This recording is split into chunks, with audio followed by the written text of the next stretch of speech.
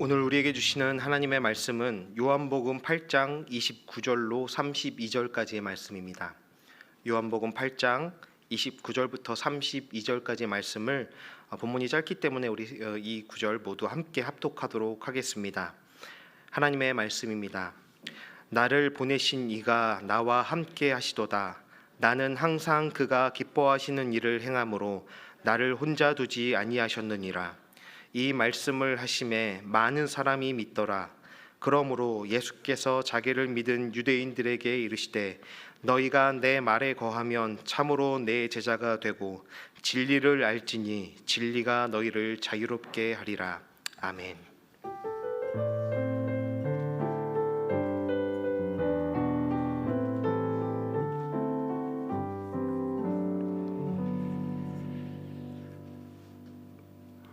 여러분 반갑습니다. 한 주간 잘 지내셨나요? 예, 이렇게 환절기죠. 저는 비염이 있어가지고 환절기 될 때가 굉장히 힘이 듭니다. 그래서 아침 저녁으로 굉장히 힘든데 여러분 건강하시죠? 예, 감기 조심하시고 또 이 환절기 동안에도 다들 평안하셨으면 좋겠습니다. 오늘 우리가 같이 읽었던 말씀, 진리를 알지니 진리가 너희를 자유롭게 하리라. 우리는 이 말씀을 설교 말씀으로도 많이 들었고 또 말씀도 많이 묵상했기 때문에 이 말씀에 대해 너무나 잘 알고 있습니다. 그런데 이 말씀을 읽을 때마다 저는 개인적으로 이 말씀에 아멘이라고 화답하는 게 참 쉽지 않구나라는 생각을 해봅니다. 진리가 정말로 여러분을 자유롭게 만들었나요? 이 말씀 앞에 저 스스로도 내가 율법으로부터 또 죄로부터 특별히 사람들로부터 또 실패했던 과거로부터 또 불안한 미래로부터 돈으로부터 여러 많은 그런 것들로부터 내가 정말 자유로운가 이런 생각을 해보게 됩니다. 반대는 아닐까 이런 생각을 하게 됩니다. 진리를 알면 알수록 자유롭지 못한 것 같은 이 느낌적 느낌, 뭔가 이렇게 더 알면 알수록 뭔가 조항이 더 늘어난 것 같은, 하나님 말씀을 알면 알수록 더 뭔가를 행해야 될 것 같은 자유보다는 구속을 받는 것 같은 그런 생각을 할 때가 많습니다. 난 날 수가 없는 거위인데 하늘을 나는 그런 꿈을 꾸면서 느껴지는 그런 어떤 느낌을 받게 되는 것 같습니다. 그런 의미에서 제가 시를 한 편 읽어드리겠습니다. 난 꿈이 있었죠. 버려지고 찢겨 람루하여도 내 가슴 깊숙이 보물과 같이 간직했던 꿈, 혹 때론 누군가가 뜬모를 비웃음 내 등 뒤에 흘릴 때도 난 참아야 했죠. 참을 수 있었죠. 그날을 위해. 늘 걱정하듯 말하죠. 헛된 꿈은 독이라고. 세상은 끝이 정해진 책처럼 이미 돌이킬 수 없는 현실이라고. 그래요, 난 꿈이 있어요. 그 꿈을 믿어요. 나를 지켜봐요. 저 차갑게 서 있는 운명이란 벽 앞에 당당히 마주칠 수 있어요. 언젠간 나 그 벽을 넘고서 저 하늘을 높이 나를 수 있어요. 이 무거운 세상도 나를 묶을 순 없죠. 내 삶의 끝에서 나 웃을 그날을 함께 해요. 중간에 그래요 난 꿈이 있어 벌써 노래가 나와야 될 것 같은 뭔가 이렇게 같이 따라 부르는 그런 느낌이었을 거라고 생각합니다. 눈치채셨겠지만 이거는 그 거위의 꿈이라는 노래의 가사입니다.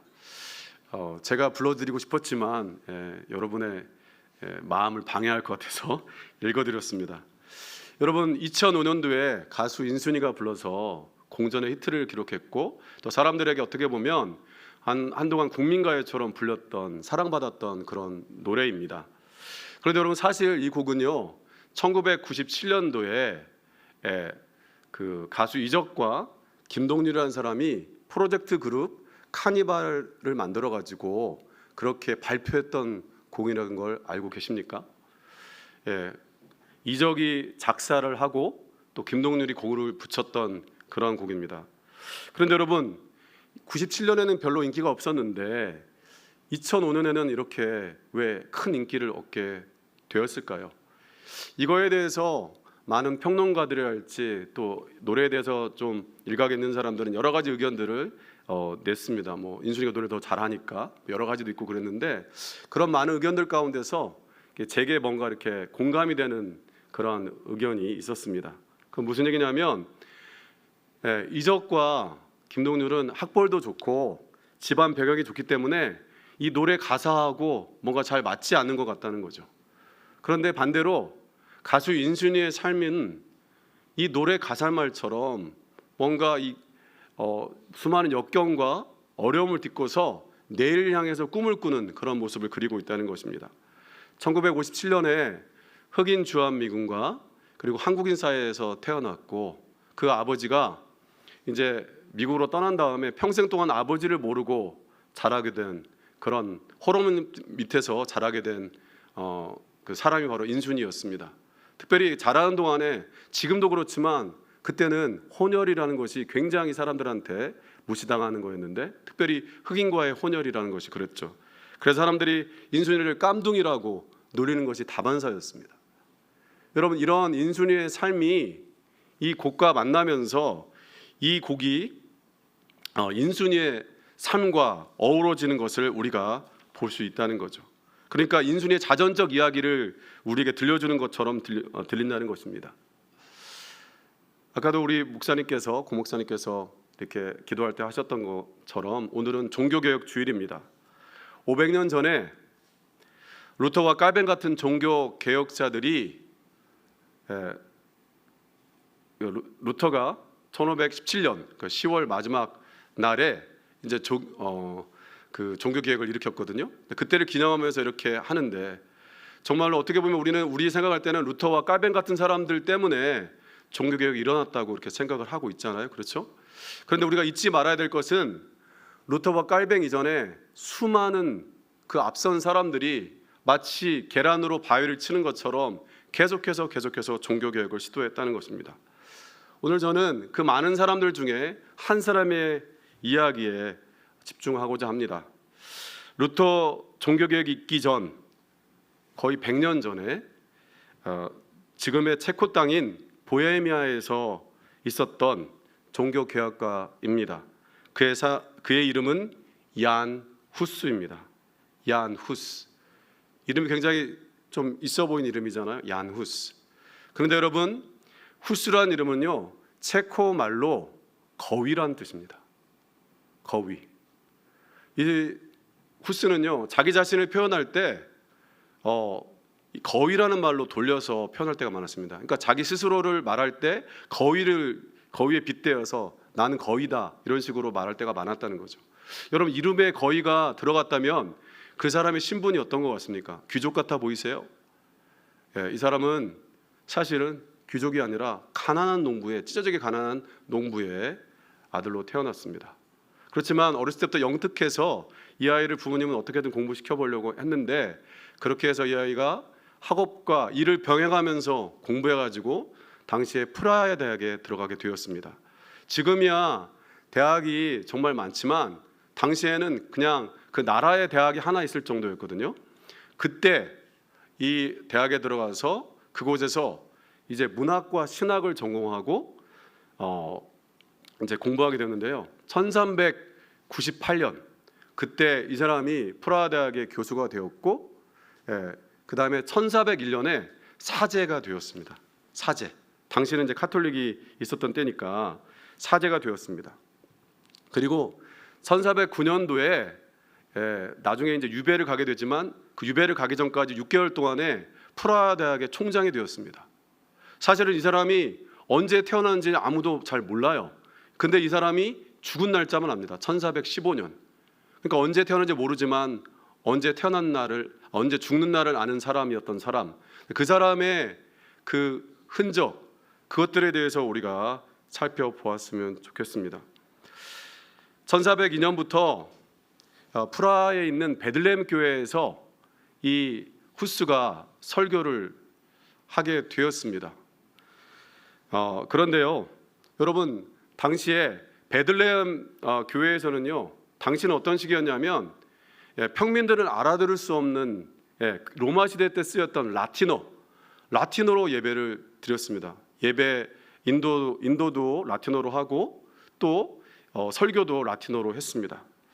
이런 상황 가운데 대해서 뭔가 문제가 있다고 생각한 후스는요, 체코어로 예배를 인도하고 체코어로 설교하고 또 체코어로 찬송가를 만들고 나중에는 사람들이 더 잘 읽을 수 있게 하기 위해서 체코어로 성경도 번역을 했습니다. 이 사람 여기서 그치지 않고 교회의 머리는 교황이 아니라 주님이라고 말하면서 당시에 교회에서 흥행했던 성직 매매, 예를 들면 담임 목사 자리나 부목사 자리 이런 것들을 이렇게 매매했던 거에 대해서 반기를 들었고요. 그리고 우리가 잘 아는 것처럼 면죄부 혹은 면벌부 이것에 대해서 이제 교회를 비판했습니다.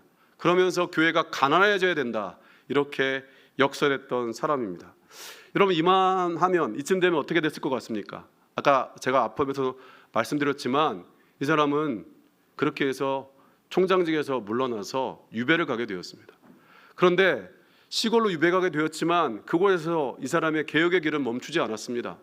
당시에는요, 설교라는 것은 예배 시간에 정해진 시간에만 설교하게 되었는데 유배 가서 그 집에 갇혀 있으면서 그 창문을 열고 들판에 있는 모여있는 농부들 향해서 체코어로 설교를 했습니다. 이 사람의 후스라는 사람의 이 사람을 종교개혁자로서 가장 강력하게 각인시키는 사건이 있었는데요. 그것은 뭐냐 하면 바로 평신도들에게 성찬식 때 빵과 포도주를 준 것입니다. 그럼 아무런 느낌이 없죠. 평신도들에게 빵과 포도주, 우리는 성만찬 할 때, 성찬식 할 때 다 이제 그것을 누리고 있으니까요. 하지만 여러분 당시에는 평신도들에게 빵만 주었습니다. 포도주를 주지 않았어요. 왜냐하면 당시에 우리가 성만찬을 할 때 앞에 빵과 포도주를 넣고 사제가 기도하면 그 빵과 포도주가 주님의 살과 피로 바뀐다고 그 사람들은 믿었습니다. 그러니까 여러분 먹다가 빵은 떨어뜨리면 어떡해요? 털고, 좀 더러워 보이지만 이렇게 털고 먹을 수가 있잖아요. 근데 포도주는 어떻게 하시겠습니까? 포도주는 어떻게 할 수가 없는 거예요. 그러니까 주님의 귀한 피를 우리가 함부로 하면 안 된다 그러니까 평신도들에게는 피를 주지 않았던 겁니다. 이거에 반기를 들고 후스는 평신도들에게도 그렇게 포도주를 줘야 된다고 해서 그렇게 포도주를 주었던 것입니다. 이렇게 계속해서 개혁의 길을 가던 후스는 1414년 콘스탄츠 공의회에 불려가서 거기서 종교 재판을 받고 거기서 이단이라고 정죄되었습니다. 그리고 1415년에 화형을 받아서 죽게 되었습니다. 여러분 이 공회에 불려갈 때 주변의 친구들이 너 거기 가면 죽으니까 가지 말라고 그랬지만 죽음을 무릅쓰고 그렇게 그곳에 갔다가 후스는 죽게 되었습니다. 근데 후스가 죽을 때 화형을 하는데요, 그 교황이 얼마나 후스를 했냐면 정말로 뜨거운 불에 태워서 후스의 모든 뼈를 다 태우고 후스가 갖고 있던 옷과 책과 가진 모든 것들을 다 태워버렸습니다. 그리고 그것을 강에 뿌려버렸습니다. 왜냐하면 후스가 남겨놓은 어떤 것을 가지고 후스의 추종자들이 교회에 반기를 들고 뭔가 반란을 일으킬까 봐 그렇게까지 했습니다. 하지만 후스는 이렇게 불길에 타서 죽어가는 순간에 하나님께 이렇게 기도를 드렸습니다. 당신들은 지금 거위 한 마리를 불태우지만 100년이 지나면 태우지 못할 백조를 만나게 될 것이다. 여러분 여기서 거위는 후스입니다. 아까도 말했던 것처럼. 그런데 백조는 사람들이 100년 뒤면 루터를 이 사람이 예언한 거 아닐까? 그렇게 생각하는 사람도 있습니다.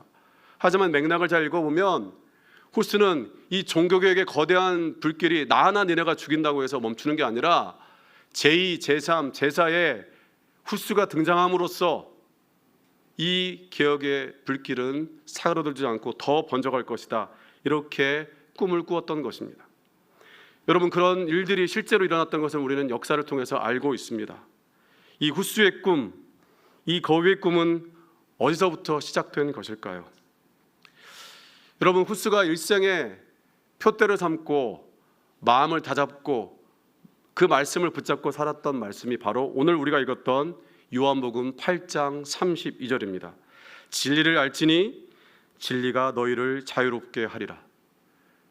여러분, 후스의 삶을 보자면 그가 평생을 박해를 받으면서 유배당하고 또 목숨마저 빼앗겼기 때문에 정말로 진리를 잃어버린 것 같고, 그리고 자유를 잃어버린 것 같이 보이지만 죽음 앞에서도 당당히 외칠 수 있었고 끝까지 자기 신앙을 포기하지 않았던 후스의 모습을 보고 있노라면 이 사람이야말로 정말로 자유한 삶을 누렸던 삶이 아닌가, 그렇게 우리가 보게 됩니다. 여러분, 요한복음 8장, 요한복음이 쓰여질 당시에 로마 사람들은 그 사람들의 삶의 화두가 두 가지가 있었습니다. 하나는 진리라는 것이었고 또 하나는 자유였습니다. 이 사람들은 진리를 알면 자유를 얻는다고 로마 사람들을 믿었습니다. 좀 더 풀어서 얘기하면 이 사람들이 믿었던 진리와 자유는 무엇이냐면, 사람들이 육신에 갇혀 있기 때문에, 그래서 우리가 자유롭지 못하기 때문에 육신으로부터 벗어날 수 있는 그 진리를 알면 다시 육신에 갇히지 않고 영원한 삶을 누릴 수 있다, 그렇게 가르친 게 바로 그 당시의 가르침이었습니다. 그래서 그 사람들은 어떤 원리랄지 시크릿 코드, 우리가 집에 들어갈 때 누르는 비밀번호 같은 어떤 것을 알면 이 육체로부터 벗어나서 영원한 삶을 누릴 수 있다고 그렇게 생각했던 것입니다. 이것은 마치 불교에서 어떤 진리를 터득하면 이 윤회하는 육신으로부터 벗어나서 해탈을 이룬다고 하는 가르침과 비슷한 그러한 가르침이었습니다. 사실 우리 안에도, 교회를 믿으면서도 우리 안에서 성경에 나와 있는 어떤 말씀을, 또 어떤 원리를 이해함으로써, 어떤 신학적 진리를 알므로써 우리가 뭔가 모든 것으로부터 자유롭게 된다고 생각하는 그런 것을 믿는 사람들도 우리 중에 혹 있기도 합니다. 여러분, 언뜻 보면 요한복음도 이런 똑같은 이야기를 하고 있는 것처럼 보여집니다. 하지만 우리가 잘 아는 것처럼 요한복음은 그렇게 로마 사람들이 믿었던 진리와 자유를 말하지 않았습니다. 그것은 성경에서 말하고 있는 그 진리와 자유는 다른 진리와 자유였기 때문입니다. 후스가 믿었던 것은 바로 이 성경이 말하는 진리와 자유였습니다. 이 진리는 어떤 원리나 비밀 암호 같은 것이 아니라 바로 인격적 진리였습니다. 왜냐하면 이 진리가 바로 예수님이시기 때문입니다. 요한복음 14장 6절에 보면 이렇게 말씀합니다.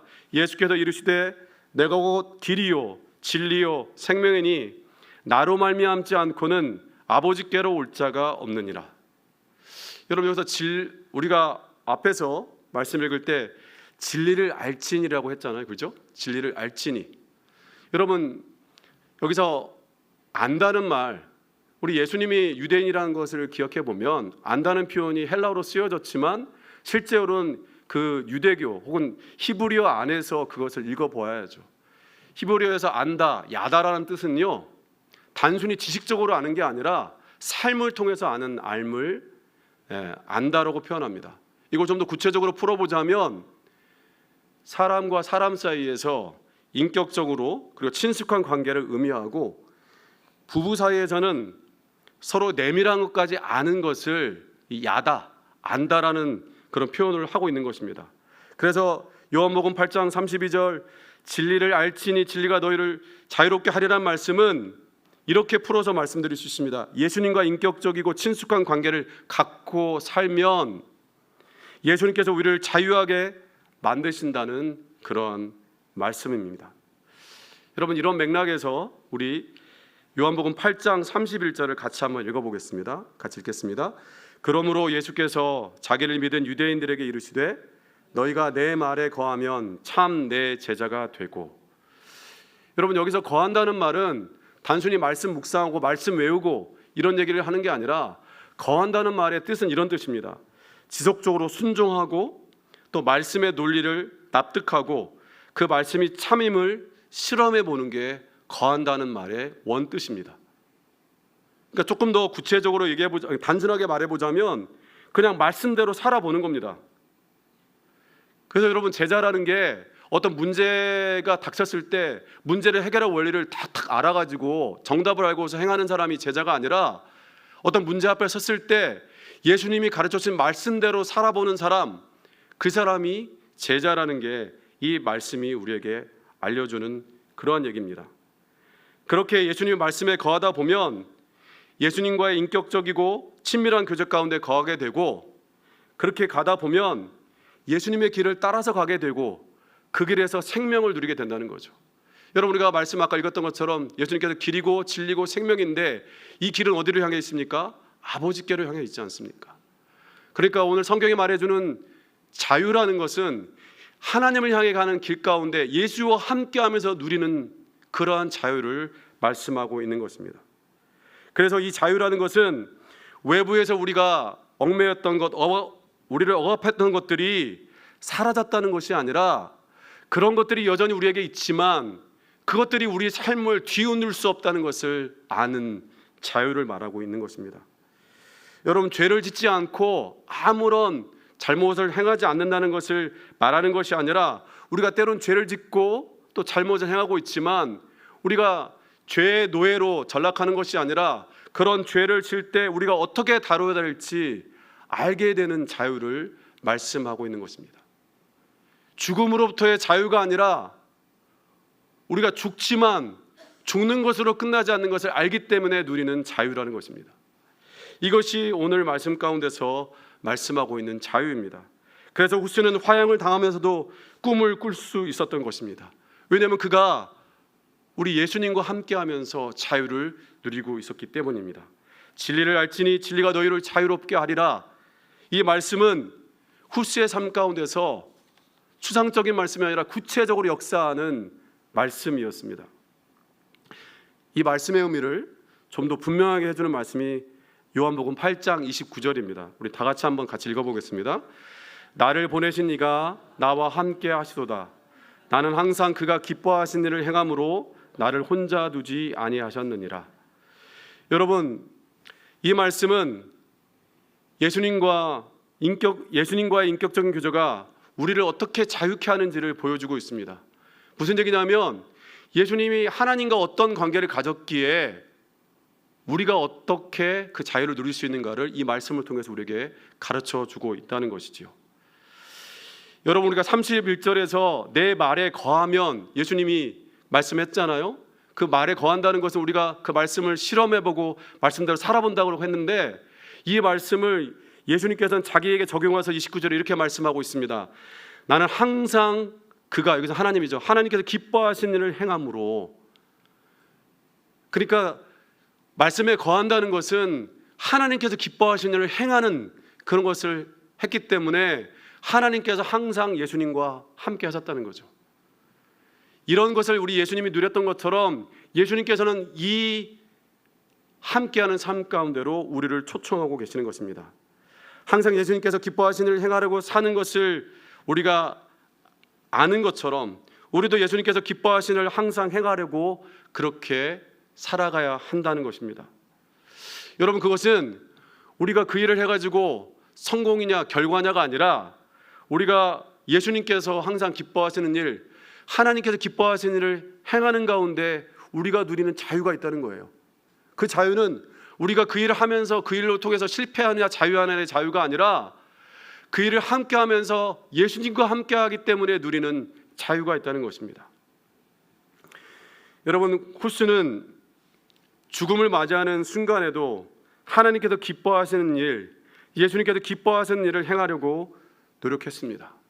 종교 재판을 받고 이제 화형을 당하기 위해서 끌려가면서 후스는 이단으로 그렇게 취급받았고 모든 사제복이 찢겨지고 면도날로 머리를 사정없이 깎아버렸습니다. 피를 흘리고 있었고요.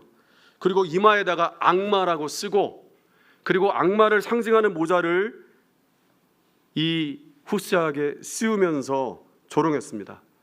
그때 후스가 이렇게 기도했습니다. 주 예수여, 이 종은 더할 수 없는 기쁨으로, 이 종은 더할 수 없는 기쁨으로, 이 종은 더할 수 없는 기쁨으로 당신을 위하여 치욕의 관을 쓰나이다. 나를 위하여 가시관을 쓰신 주 예수여. 이렇게 기도했습니다. 여러분, 이제 화형을 당하게 돼서 장작 더미에 불이 붙여지는 그 순간부터 후스가 했던 일은 찬송하기 시작했습니다. 자기의 목숨이 끝나는 그 순간까지 후스는 사람들이 그의 소리를 들을 수 없을 때까지 찬송하고 찬송했습니다. 여러분, 어떻게 죽음의 그 순간까지 끝까지 찬송할 수 있었을까요? 여러분, 나라면, 여러분이라면 어떻게 하겠습니까? 자기를 이렇게 억지로 화형을 시키는 사람들을 비난하거나 자기를 고통스럽게 하는 하나님께 원망할 수도 있지만 후스는 끝까지 찬송했습니다. 여러분, 후스가 죽고 나서 수많은 사람들이 후스를 따르기 시작했습니다. 후스의 추종자들이 늘어나기 시작했습니다. 그 사람들을 교회는 붙잡았습니다. 그리고 다시 화형을 시켰습니다. 그런데 그 후스를 따랐던 사람들도 후스가 그랬던 것처럼 죽어가는 그 순간에 그들을 원망하는 것이 아니라 후스처럼 또 찬송하고 또 찬송했습니다. 여러분, 그렇게 해서 이 교회는 너무나 당혹스러우니까 이제 화형을 시키기 전에 그 사람들을 입을 꼬맸습니다. 더 찬송하지 못하게 하려고. 여러분, 후스를 따랐던 그 보헤미아의 후예들, 그 후스의 후예들은 그들의 삶, 그들의 신앙을 한마디로 하라면 바로 찬송입니다. 정말 죽음의 위기 속에서도 하나님께서 가장 기뻐하신 그 일을 놓치지 않고 살았던 사람들이 바로 그 사람들입니다.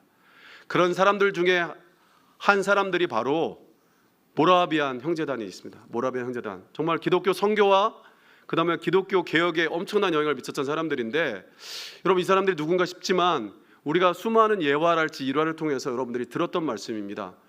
여러분, 영국교회 부흥과 감리교 탄생을 이끌었던 요한 웨슬레하고 찰스 웨슬레 형제가 있습니다. 이 사람들이 이제 영국에 있던 사람들이, 영국 사람들이 이제 아메리카, 미국에 가가지고 이렇게 신앙생활하니까 그 사람들 돕기 위해서 이제 미국으로 가는 여객선 배에 올랐습니다.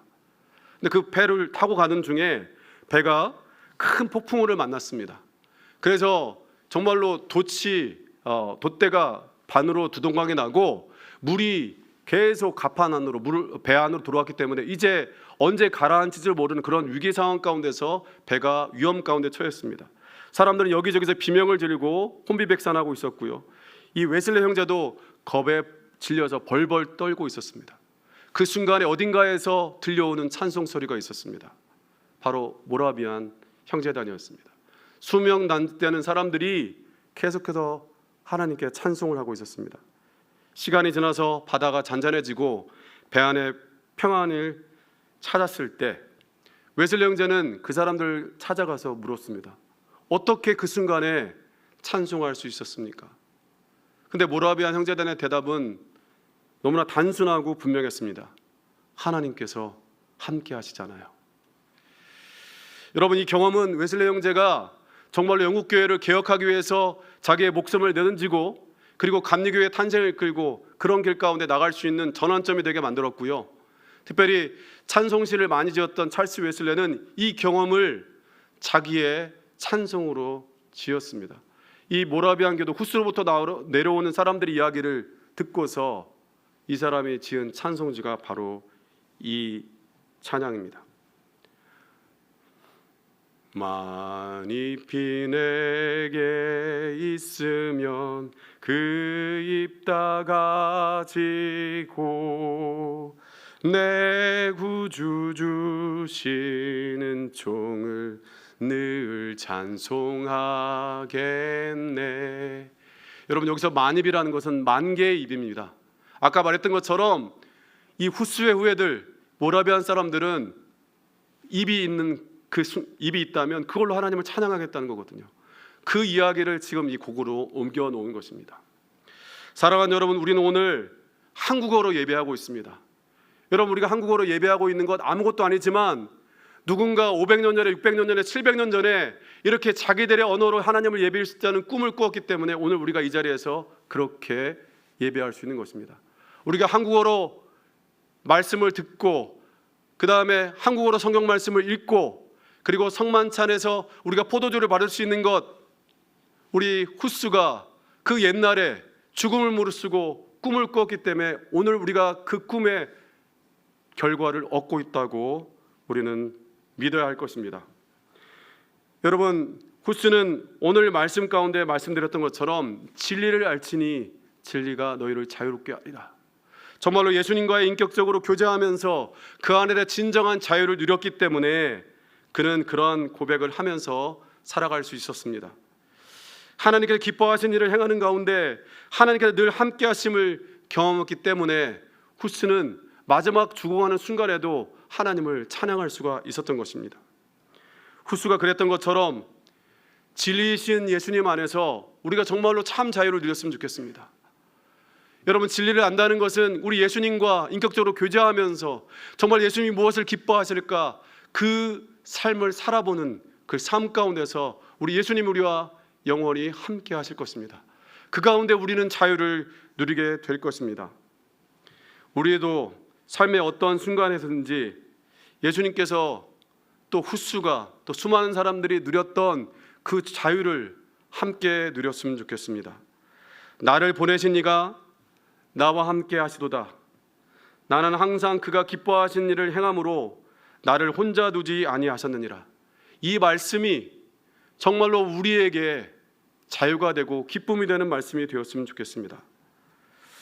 우리도 후스가 그랬던 것처럼 거위의 꿈을 가지고 살았으면 좋겠습니다. 비록 자기의 세대에 그 꿈이 이루어질지는 모르지만 하나님 안에서 꾸었던 그 꿈이 하나님의 시간에 이루어지는 그러한 일들을 기대하면서 살아가는 우리가 되었으면 좋겠습니다. 사랑하는 여러분, 우리 지금 이 시간 같이 기도했으면 좋겠습니다. 우리가 같이 찬양하고 기도했으면 좋겠는데요, 우리가 아까 웨슬리가 고백했던 만입히 내게 있으면 그 입 다 가지고 내 구주 주신 은총을 늘 찬송하겠네. 우리가 정말로 그 고백이 우리가 예수 안에 있기 때문에 어떤 순간에도 이 고백이 우리에게 있을 수 있다는 그러한 마음을 가지고 같이 찬양했으면 좋겠습니다.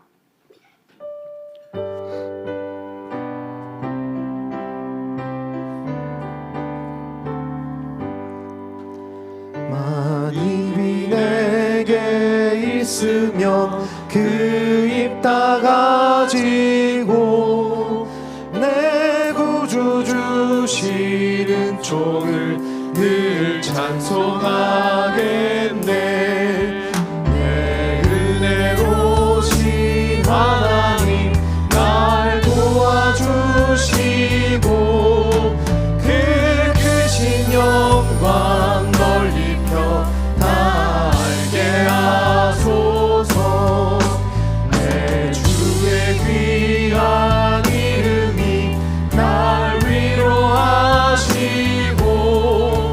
이 귀의 음악 같으니 참 미락되도다. 내 죄의 권세 깨뜨려 그 결 바꾸시고 일주한 마음을 비로소 고쳤게 하셨네. 만입이 내게 있으면 그 입 다 가지고 내 구주 주신 은총을 늘 찬송하겠네. 우리 눈을 감고 다시 한번 만입히 내게 있으면 만입이 내게 있으면 그 입 다 가지고 내 구주 주신 은총을 늘 찬송하겠네. 여러분을 억누르고 있는 것은 무엇입니까? 여러분도 자유를 빼앗고 있는 것은 무엇입니까? 여러분들 그것을 놓고 하나님께 기도했으면 좋겠습니다. 두 번째로는 예수님과 함께함으로 우리가 누리는 그 큰 자유를 우리에게 허락해 달라고 그렇게 기도했으면 좋겠습니다. 세 번째로는 하나님께서 기뻐하시는 일, 예수님께서 기뻐하시는 일이 무엇인지 우리에게 생각나게 해달라고 이 세 가지 기도의 제목을 놓고 같이 기도하겠습니다. 사랑하는 우리가 풍성하신 아버지 하나님 감사합니다. 오늘도 이렇게 주님 앞에 고백을 합니다. 아버지, 정말로 우리 모라베 형제들이 또한 후스가 정말 수많은 믿음의 선배들이 정말로 자기 삶 가운데 두려움과 어려움까지 사는 것이 아니라 이렇게 만입을 가지고 주님을 찬양했던 것처럼 그런 고백을 가지고 살아가기 원합니다. 여호와 나의 아버지 하나님, 그러한 마음들이 우리 가운데 있도록 도와주옵소서. 우리를 얽매이는 수많은 것들로부터 우리에게 자유를 허락하여 주시길 소망합니다. 하나님 그 안으로부터 주님으로부터 오는 자유를 누리길 소망합니다. 예수님과 함께함으로 그 자유를 누리길 소망합니다. 소유하길 소망합니다. 우리와 함께하여 주옵소서. 하나님 우리에게 허락하신 정말로 하나님께서 기뻐하신 일이 무엇인지, 예수님께서 허락하신 기뻐하신 일이 무엇인지를 기억하게 도와주시고 그 일을 찾아서 그 일을 살아보는 우리 될 수 주님 축복하여 주시옵소서.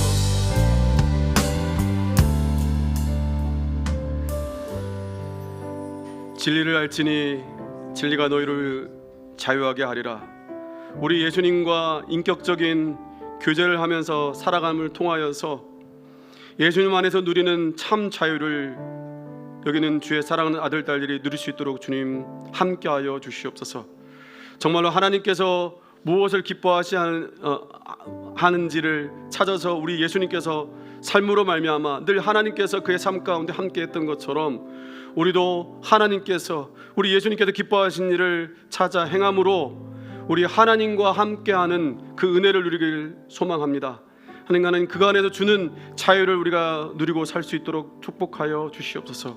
하나님 그래서 하나님께서 주시는 그 거위의 꿈, 그 꿈을 우리도 살기를 소망합니다. 그 꿈이 하나님의 때 하나님의 뜻 가운데서 이루어질 줄로 믿습니다. 이 모든 말씀 예수님의 이름으로 기도드립니다. 아멘.